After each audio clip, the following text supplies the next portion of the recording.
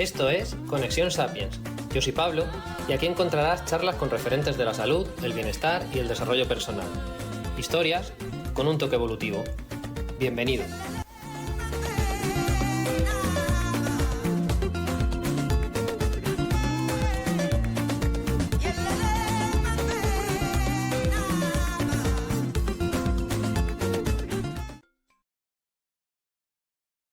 Muy buenas, este es un episodio especial porque bueno, yo normalmente suelo traer invitado y esta vez no, esta vez no he invitado, estoy yo solo. Y es que surgió especial interés después de las entrevistas a la doctora Olga García Gómez y al doctor Carlos Hernández, que hablamos de metabolismo, sobre todo muy centrados en el colesterol y en el perfil lipídico. Y bueno, pues han llegado un montón de comentarios, me ha preguntado la gente y digo, pues voy a intentar hacer un resumen de lo que es el colesterol, de cómo se transporta en la sangre, de lo que se ve en las analíticas y de lo que hay que darle importancia antes de tomar la decisión de tomar ya sea un suplemento o sea un fármaco. Y bueno, pues aquí estoy para hacer este resumen que espero que ayude. Vamos a empezar por el principio, ¿no? ¿Qué es el colesterol? Bueno, pues el colesterol todo el mundo sabe que es una molécula grasa, quizá lo que menos se conoce es que es una molécula vital, que además se fabrica en el hígado, o sea, lo podemos ingerir, pero si nosotros no ingerimos nada de colesterol, pues estaríamos fabricando en el hígado. Sirve para fabricar hormonas, para producir vitamina D, para formar membranas celulares, para reparar tejidos, que esto también es menos conocido, así que es de vital importancia. Además de energía, es una molécula estructural y no podríamos vivir sin colesterol. Cuando entra un poco más de lío, yo creo, es la forma en la que se transporta en la sangre. Aquí es donde nos empezamos a liar porque es lo que aparece en las analíticas. Las grasas son unas moléculas que no van sueltas por la sangre, tienen que ir en algún vehículo. Y para eso están las lipoproteínas, que son unas estructuras que transportan ya sean triglicéridos, o sea, colesterol, las grasas, ¿vale? Que son como los barcos, que es la comparación que siempre se hace en este aspecto. ¿Cuáles son las principales lipoproteínas? Están los kilomicrones, que son los más grandes y transportan grasas desde el intestino tras la ingesta. Luego estarían las VLDL, que se fabrican en el hígado y también son ricas en triglicéridos. VLDL son las siglas de lipoproteínas de muy baja densidad. Yo decía, ¿qué es esto de baja densidad si son las más grandes? Bueno, pues esto no es otra cosa nada más que tienen mucha más grasa que proteína. Y al tener la proteína es más densa, entonces al tener menos proteína, pues son de muy baja densidad, porque tienen mucha grasa. Ya está, son más grandes y tienen mucha grasa. Las VLDL van por la sangre y van soltando triglicéridos, van soltando grasas a las células que lo necesitan, ya sea para energía o sea para estructural, pero el caso es que van perdiendo grasa, van perdiendo pasajeros y se van convirtiendo en IDL, que serían las intermedias, y luego pasan a ser las LDL. Las LDL sí que tienen más fama, ¿verdad? Son como más conocidos porque siempre se ha llamado como el colesterol malo. En realidad ni siquiera es colesterol, porque el LDL no transporta colesterol, pero es un transportador. Ya está. Luego diré más cosas sobre el LDL bastante curiosas y bastante interesantes y desconocidas. Pero bueno, lo que va pasando, pues que el LDL es de baja densidad, porque ya se han perdido triglicéridos. El LDL lo que cargan en su mayor parte es colesterol. Y nada, simplemente es más pequeña. Yo creo que hasta ahí. Luego, el HDL, que es de alta densidad. Y es de alta densidad, y este HDL que se le conocía como colesterol bueno, que lo mismo, no es colesterol, es un transportador. eh, yo creo que se dice que es bueno porque recoge el colesterol, entre comillas, sobrante y lo vuelve a llegar y lo vuelve a llevar al hígado.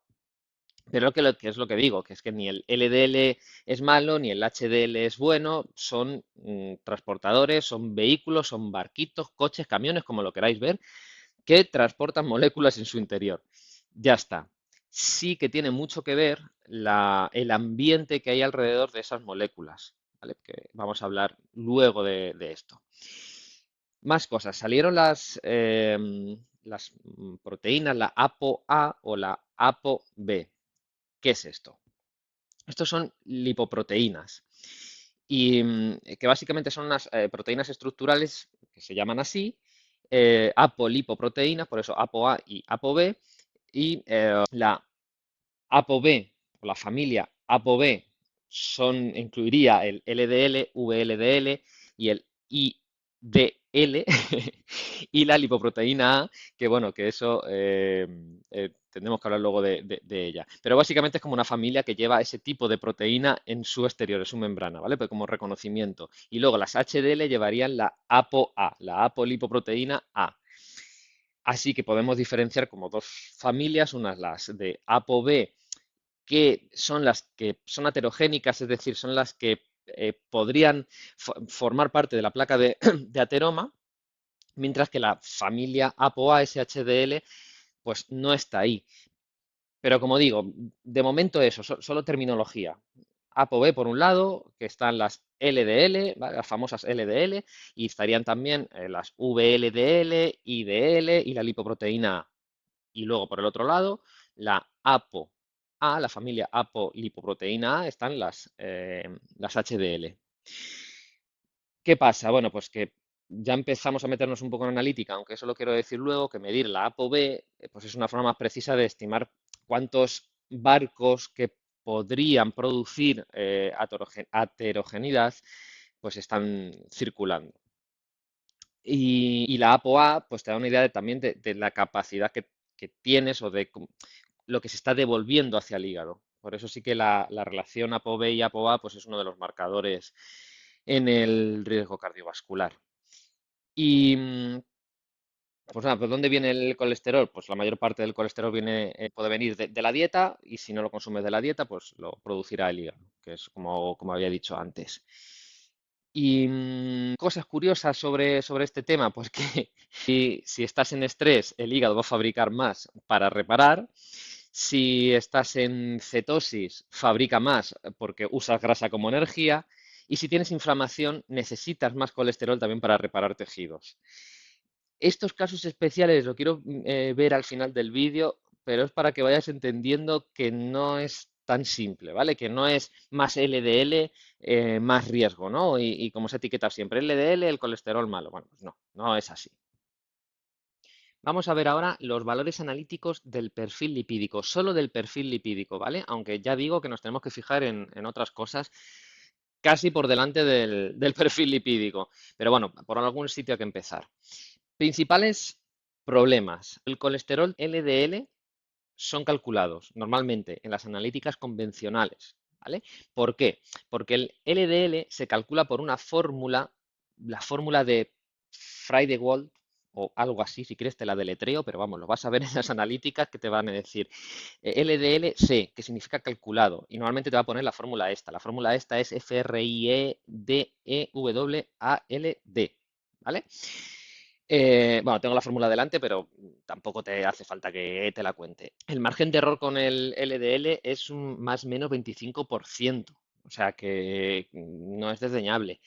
Y luego el error se da en ambos sentidos, a veces se sobreestima y otras veces se infravalora. Así que ese LDL calculado, pues prácticamente yo sinceramente ni lo miraría en la analítica. Y el colesterol total, pues tampoco es que sea tan relevante. Sí es muy relevante el LDL oxidado, que hay algunos laboratorios que sí lo sacan.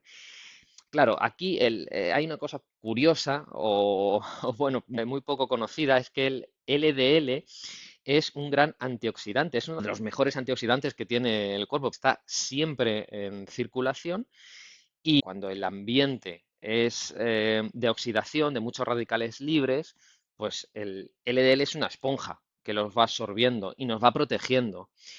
Esto hace además que el hígado lo mantenga más tiempo en circulación. O sea, al final, si lo necesito, pues va a subir y lo vamos a ver en analítica más alto, pero en realidad lo que está haciendo es protegernos. El problema es cómo está el ambiente. O el problema, claro, sí, va a ser un problema tener ese LDL oxidado alto, pero lo que nos tenemos que fijar es por qué está oxidado, ¿no? ¿Qué está pasando? Y ahí es donde debería estar el foco de la intervención, no en bajar un LDL que en principio pues, nos está protegiendo. Tanto el LDL oxidado como si está glicado, eso es literalmente caramelizado, es decir, que los niveles de glucosa mantenidos crónicamente elevados en sangre lo que van haciendo es caramelizar estructuras y el LDL es una de ellas, que se puede caramelizar, que se puede glicar. Además, luego cuando llega al hígado así, pues ya no se reconoce, se queda en circulación y ahí es donde sí que se puede ir adhiriendo a las arterias que además estarán ya dañadas, ¿vale? Entonces, LDL oxidado sí que es un parámetro para fijarnos, HDL colesterol este sí se mide directamente, los triglicéridos que también se miden bueno, pues tienen su rango. ¿Qué más? Esto sí que es interesante, ¿vale? El pedir ApoB, la apolipoproteína que hemos visto antes, y la ApoA, que también es la apolipoproteína, esas familias, ¿vale? Entonces, si vemos ApoB, va a medir la cantidad de lipoproteínas aterogénicas, entre comillas, ¿vale? Esa familia del VLDL, el LDL, el IDL. Entonces, esto sí es más interesante y sobre todo el ratio entre ApoB y la ApoA, ¿vale? ¿Cuántas moléculas tienes circulando que tienen la capacidad de ser aterogénicas y cuáles no? El ideal de lo que he podido ver en hombres estaría por debajo de 0,9, mujeres por debajo de 0,8. Estas cifras yo creo que sí que es interesante, o sea, fijarnos en estos rangos, estos parámetros. Y otra cosa que se me ha olvidado decir antes de las ApoB, de medir las ApoB en la analítica, una ventaja que tiene respecto a la LDL. La LDL, como hemos visto, es calculada, es decir, no sabemos realmente si hay esa LDL, mientras que toda esa familia ApoB tienen que llevar por narices la apolipoproteína B. Por lo tanto, estamos midiendo realmente cuántas moléculas hay y no se necesita una fórmula ni es estimaciones. Esto sí es real. La ApoB sí es real y por eso es importante el ratio de ApoA con ApoB o simplemente miramos la ApoB y nos olvidaríamos de estar mirando la LDL. Y luego la lipoproteína A en minúscula, que se hace así entre paréntesis, se pone una minúscula, em, estaría dentro de la familia y sería como una proteína extra que se añade al LDL y lo hace más heterogénico. Sí que tiene un perfil más genético, o sea, aquí sí que entraría más en juego la herencia genética y pues está más relacionada en principio con riesgo cardiovascular. Sí que es verdad, al final yo creo que podemos hacer un resumen, que si la lipoproteína A, que dicen que no se puede bajar, pero sí que hay alguna forma que se ha visto que baja, pero bueno, si sería el único parámetro el que sale alterado, pues bueno, pues tampoco creo que tengamos que fijarnos demasiado. Sí en el resto, ¿no? Luego vamos a ver todo el contexto alrededor, que ya lo he adelantado, que es básicamente la inflamación, la oxidación, la glicación, pero bueno, a nivel solo de analítica lipídica, pues estarían estos valores, ¿vale? El colesterol total, que bueno, pues, 220, 240, 260, en principio tampoco nos debería decir demasiado. Un HDL, pues en principio por encima de 55, 60, 70. El LDL calculado es que ni me fijaría, ¿vale? O sea, de momento, en principio están puesto el rango en 130, pero es que yo no me fijaría en eso. Triglicéridos, pues los triglicéridos sí que se suelen poner unos rangos entre 50 y 100, quizá un poco más bajo el inferior. La apolipoproteína A1, estoy dando yo aquí rangos aproximados, 110, 162, ApoB 52, 109 y el ratio sí que es importante, ¿vale? Por debajo de 0,7, 0,8. ¿Y qué más? Pues nada, un ratio triglicéridos HDL por debajo de 2 y, y yo creo que así como analíticas nos vale. Es solo de perfil lipídico, insisto, ¿vale? Porque tenemos que mirar más cosas. ¿Cómo va aumentando el riesgo cardiovascular?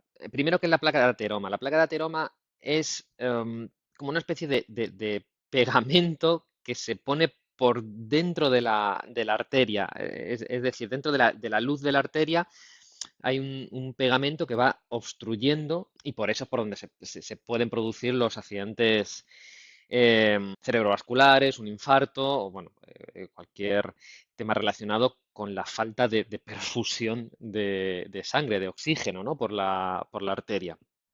¿Cómo se forma esto y por qué se ha relacionado tanto con el colesterol y con el LDL? Básicamente, en la placa de ateroma vamos a encontrar colesterol y vamos a encontrar LDL. Eso es así. Pero, como decía Olga en la entrevista, en el podcast que hicimos, es como si decimos que los bomberos son los culpables de los incendios. ¿Por qué? Porque cuando hay un incendio, lo normal es que haya bomberos, pero es que los bomberos van después. Y esto aplica igual al daño que se puede ir produciendo en una arteria. Por dentro del vaso sanguíneo, por dentro de la arteria, en el endotelio, hay una estructura que es el glicocális, que sería como, no sé, como una espuma anti-incendios para que todo funcione bien. Y esto sí que se puede ir dañando. ¿Cómo se daña esto? Pues con lo que hemos dicho antes, con los oxidantes, con la glicación, es decir, que teniendo una glucosa elevada. Y si se daña, pues ya va perdiendo la protección. De hecho, si todo esto está bien, incluso el LDL oxidado no se podría pegar a la arteria. Cuando se produce un daño en todas las paredes de la arteria, el cuerpo lleva colesterol a esa zona para reparar. No olvidemos que el colesterol es una molécula de reparación. Pero claro, si va llevando además en moléculas de LDL oxidadas o glicadas, y encima tenemos un contexto de inflamación, cuando llega ahí a la pared no reconocido y se va a activar el sistema inmune. Ahí llegan los macrófagos, se lo tragan, bueno, se forman unas células que se llaman células espumosas y ahí es donde se va formando este circo, ¿no? En el que va aumentando el tamaño de ese pegote, que es lo que llaman la placa de ateroma. La placa de ateroma puede obstruir la arteria o se puede soltar y obstruir una arteria más finita. ¿Vale? Y esto sería cómo se iría formando el riesgo. Pero ya digo, o sea, ese endotelio, pues, o sea, al final se daña con glucemias altas, con el estrés oxidativo, con la inflamación crónica, con déficit de micronutrientes también, y el colesterol va allí a reparar. Y el problema es el contexto que se encuentra, ¿no? Pero que es en todo el organismo. Así que, como factores claves, glucemia elevada y resistencia a la insulina, incluso mucho más, o sea, nos interesa mucho más mirar esto que mirar el colesterol, esta analítica que he dicho antes, ¿no? Que era solo la parte lipídica. Bueno, pues nos interesa más estar mirando cómo están las glucemias, cómo está la insulina, cómo está el OMA-IR, que luego vemos lo que significa. Después el LDL oxidado, que va a aumentar el riesgo y sobre todo nos da información de que hay oxidación, por lo tanto está habiendo daño en las arterias, en el cuerpo. La inflamación de bajo grado o déficit nutricionales es lo que va a provocar esto. La HDL no se mete, o sea, siempre nos hemos despreocupado porque en principio pues es una molécula que vuelve a llevar el colesterol hacia el hígado, es como de limpieza y reciclaje. Así que, con la importancia que tienen las glucemias, vamos a ver lo que tendríamos que mirar en una analítica para saber si en esta parte estamos bien. ¿Qué vamos a ver? Pues la glucosa en ayunas suele ser lo que se ve solo en las analíticas y la glucosa en ayunas, a ver, si sale disparada, pues en principio por lo menos tendríamos que repetir la analítica, pero puede salir elevada porque no has dormido bien, porque tienes un cortisol elevado, es decir, hay causas. Lo que nos va a engañar menos es la hemoglobina glicada o glicosilada, que es la hemoglobina, es decir, esa proteína que otra vez literalmente caramelizada. Esto nos hace una media de las, dependiendo del porcentaje de la hemoglobina que está glicada, nos hace una media de los últimos 3 meses, de cómo has tenido la glucemia en los últimos 3 meses. Esto sí es un parámetro bastante relevante, ¿vale? Porque si sale elevado, nos estás diciendo que estás manteniendo glucosas altas siempre, no en un momento puntual. Y luego, pues sería muy interesante ver cómo tienes la insulina, porque ver los valores de insulina nos dice cuánta insulina necesitas para mantener determinados niveles de glucosa sanguínea. Antes decía que no tiene ningún sentido mirar solo la glucosa en ayunas, ahora ya, si vemos la glucosa con la insulina que necesitas para mantener esa glucosa, entonces eso ya sí tiene sentido, que para eso está el ratio también del OMA-IR, que es un ratio que se utiliza para ver la resistencia a la insulina que tienes. Que idealmente este ratio debería estar por debajo de 1. ¿Y qué más? Bueno, la hemoglobina glicada, siendo pues bastante estrictos, yo la pondría entre 4 y 5,1, aunque hasta 5,5, 5,6, bueno, digamos que en el mundo que vivimos pues podríamos dejarlo pasar, pero más de ahí no. O sea, lo tenemos que pedir y tenemos que ver cómo tenemos la hemoglobina glicada porque nos dice cómo estamos manteniendo las glucosas o cómo lo gestionamos. ¿Vale? Así que eso en cuanto a las glucemias, a la hemoglobina glicada y que es súper importante para el riesgo cardiovascular. Bueno, ya has visto, es que se puede glicar el LDL. Y luego tenemos que fijarnos también en parámetros de inflamación. Otra vez, bastante más importante de cómo tenemos el colesterol. ¿Qué podríamos mirar? La PCR ultrasensible. La PCR es la proteína C reactiva, que es una proteína que se activa con inflamación, ¿vale?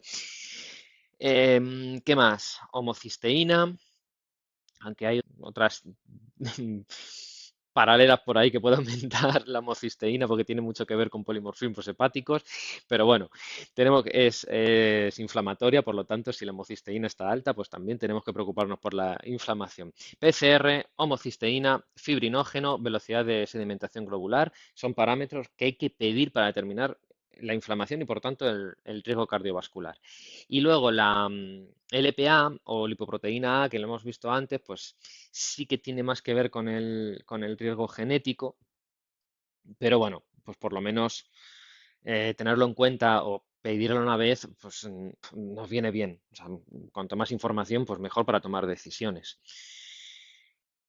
Y bueno, a ver, ¿qué hacer con esta información? O mejor, vamos a ver otros supuestos en el que puede subir la LDL o cómo se modifica el colesterol con estos supuestos. Y luego vemos por qué no es tan sencillo tomar una decisión a la hora de medicar o suplementar. Voy a intentar que te hagas una idea de por qué no se puede contestar de una forma rápida a preguntas del tipo, ¿y si tengo el colesterol o glucosa elevada, pero me cuido mucho, entreno, estoy en cetosis, tengo que preocuparme? Pues es que depende tanto del contexto. Por ejemplo, en deportes de alta intensidad, lo normal es que claro, movilizas grasas como combustible y el LDL va a aumentar. Es verdad que también el HDL y en principio los triglicéridos deberían de bajar. Pero el LDL aumenta, o sea que si lo vemos en analíticas, pues lo vamos a ver elevado. Eso sí, si mantienes triglicéridos bajos, HDL alto, PCR baja, la homocisteína normal, bueno, pues entonces no deberíamos de preocuparnos porque el contexto es saludable, ¿vale? ¿Qué más, qué otros contextos nos podemos encontrar? Un estrés crónico que no es tan difícil, o sea, que no tiene estrés, ¿no? Pero al final se eleva el cortisol y eso aumenta la glucosa y la insulina. No tenemos que olvidarnos que el estrés es un mecanismo de supervivencia y para sobrevivir necesitas combustible. Por lo tanto, cuando aumenta el cortisol va a aumentar el combustible que tenemos en la sangre para que las células aprovechen porque evolutivamente el estrés siempre se ha solucionado con movimiento, por lo tanto ibas a necesitar energía. Ahora el estrés lo tenemos estático, lo tenemos normalmente sentado, sin movimiento. Así que sí, aumenta la glucosa, se libera glucosa hepática y además se activa gluconeogénesis, o sea que va a aumentar la glucosa, va a aumentar la glucemia basal, va a aumentar el OMA-IR. Bueno, pues aquí evidentemente va a aumentar luego encima vamos a tener el sistema nervioso simpático activado, pues va a aumentar el riesgo cardiovascular, pero claro, el foco sería reducir los niveles de estrés. Es que ahí, pues no. Siempre echamos la culpa al colesterol, ¿no? Pero ¿qué culpa tiene el colesterol ahí? ¿Qué más? Dietas cetogénicas y ayunos, vale, pues se debería de reducir la glucosa. Si no se reduce la glucosa en una dieta cetogénica es que el cortisol lo tienes elevado. Entonces, probablemente no tengas que estar con una dieta cetogénica. En cetosis se van a utilizar grasas y cuerpos cetónicos como fuente de energía, por lo tanto va a aumentar el LDL. Otra vez lo mismo. ¿Qué tenemos que mirar? Pues que los triglicéridos bajen, que el HDL normalmente va a subir, que la glucosa esté baja, que el OMA-IR esté bajo, que la PCR está baja, que son o todos los marcadores de inflamación, y el LDL pues va a subir, vale, sí, pero si el contexto es bueno, pues tampoco tenemos que preocuparnos. Em, ¿Qué más cosas? Bueno, pues si en todas estas situaciones en las que el LDL está alto y además tenemos signos analíticos de inflamación y además las glucemias no están controladas, pues entonces ahí ya sí que tenemos que empezar a plantearnos cosas. Si lo que resalta es la inflamación, o sea, hay elevada inflamación o una marca de inflamación que podemos ver en la analítica, pues aparte de todos los hábitos de vida, podemos tratar con omega 3, vitamina C, vitamina D, magnesio, que siempre hay déficit de magnesio, incluso berberina podría ser interesante. Bueno, la berberina que nos serviría para mejorar el metabolismo de la glucosa. Incluso el inositol también podría ser interesante. Yo estoy diciendo aquí un montón de suplementos, pero si no regulamos biorritmos, es decir, si no dormimos bien, se come saludable, si no te expones al sol, si no haces deporte, es que el resto no sirve de nada. Yo entiendo que un cardiólogo, incluso con toda esta información, se plantee dar estatinas si aparece el LDL alto, la lipoproteína elevada, marcadores de ApoB alto también, marcadores de inflamación, incluso glucemias elevadas, si el paciente no quiere o, ojo, o no puede cambiar hábitos o no está en un momento en el que lo pueda manejar. Bueno, pues ahí sí que tiene sentido dar una estatina. Que se puede cambiar el resto, porque ya digo, puedes bajar la inflamación, puedes bajar las glucemias, el riesgo cardiovascular va a bajar. Para la lipoproteína A, la niacina sí que tiene evidencia de que puede bajar la lipoproteína A, pero tiene que estar controlado porque habría que monitorizar las transaminasas, ¿vale? ¿Qué más? Me gustaría ahora, para terminar también, hablar un poco de las estatinas y por qué nosotros, o una corriente un poco más integrativa, somos reacios a dar estatinas. Y es que las estatinas, y también son algo natural, la monacolina K del arroz rojo, que es un suplemento que se vende libremente, pero tiene el efecto secundario o tiene el mismo efecto que las estatinas, que es que inhiben una enzima que es clave en la síntesis de colesterol en el hígado. Entonces, por narices se reduce el LDL, que ya hemos visto también a veces los riesgos que puede tener esto, porque el LDL es necesario como antioxidante, pero es que además, que este es el punto clave, también bloquea la producción endógena de coenzima Q10. Y esto se traduce en menor energía celular, mayor riesgo de miopatía, es decir, dolor muscular, fatiga, debilidad, incluso posibles efectos cognitivos, ¿vale? Pérdida de memoria, una niebla mental, ¿qué más? Y luego eso, ¿no? Bueno, que al final, si se baja el colesterol de una forma indiscriminada, pues hay un riesgo de que haya un déficit hormonal, que lo decía al principio del vídeo, que es que el colesterol es clave para producción de hormonas, para la vitamina D, estructural, entonces tiene sus riesgos, ¿no? Y entonces, y cuando se da estatinas, si se ha decidido que se tienen que dar estatinas, pues deberíamos de estar pendientes de este riesgo.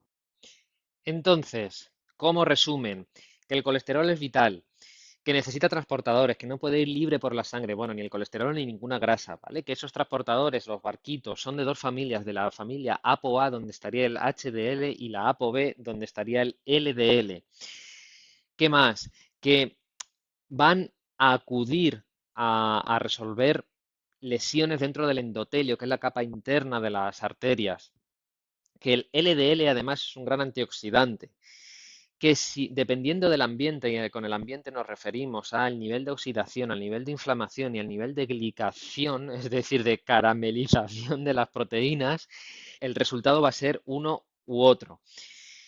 Y que em, cuando ese resultado o eso o lo que podemos esperar o el nivel de riesgo lo podemos mirar en analítica, pero no mirando solo el colesterol, tenemos que mirar ese ambiente, o sea, es decir, tenemos que mirar una vez más inflamación, oxidación y la probabilidad de que esté habiendo glicación y actuar en consecuencia. Es decir, no bajar el colesterol y ya está, porque además el riesgo no va a bajar, sino dependiendo de lo que haya salido, pues tendremos que reducir la inflamación con hábitos de vida. Y claro que sí, que nos pueden ayudar suplementos. O tenemos que bajar las glucemias. Y fíjate que para bajar las glucemias, tanto el ayuno como dietas bajas en carbohidratos y por supuesto el movimiento nos va a bajar la glucemia y a lo mejor nos eleva un poco la LDL, pero es que estamos reduciendo el riesgo de otra forma. Y que además también, fijémonos, que hemos visto antes, que puede subir la glucemia por cortisol y no porque te estés hinchando a dulces. Nada más. Bueno, yo espero haber aclarado cosas y no haber liado más después de los otros dos episodios más este que he hecho yo ahora. Nos vemos la semana que viene y nos vemos con invitado ya en podcast normal. Un saludo.